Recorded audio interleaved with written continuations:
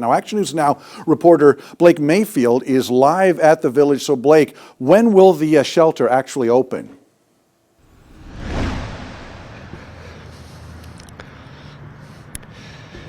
Yeah, Alan, the tiny home village that you see behind me here on Spruce Street in Redding on the Good News Rescue Missions campus will open just in time for Christmas. And what's kind of impressive about this village, in my opinion, is the Good News Rescue Mission broke ground on it just last month. Let's see here. The village has 17 units, including one that can house up to 2 roommates and is also ADA accessible. A maximum of 20 people at a time can stay in the village. In order to be eligible to stay here, a person must be coming from a certain homeless encampment in Redding in particular. And I'm still working to find out which encampments those are exactly.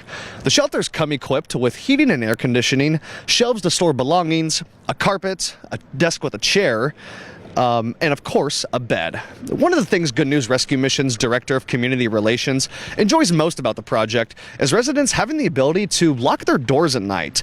He says this will help them get adequate rest and sleep and feel safer. Many people who are on the streets, they choose not to sleep at night, but to stay awake all night long because it's so dangerous and the risk of something happening to them at night is so high. So this gives them the ability to come in and have that safe place where they can sleep at night, that they know it's their space, they're safe there, they're comfortable there.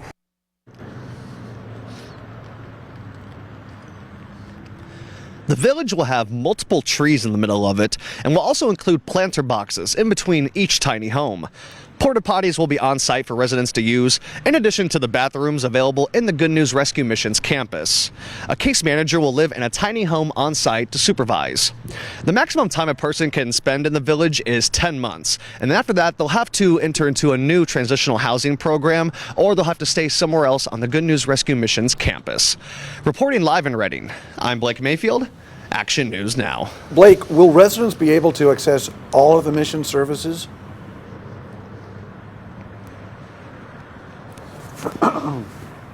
Yeah, absolutely, Alan. So the residents that come and stay here in the tiny home village will have that case manager on site. They'll have, the porta potties, those kind of resources, but they're also going to be able to access everything else on the campus, including the kitchen and the showers. Good to know. All right. Thanks, Blake. And Wandro, by the way, says the project costs about $300,000. Half of that funding comes from the city of Redding.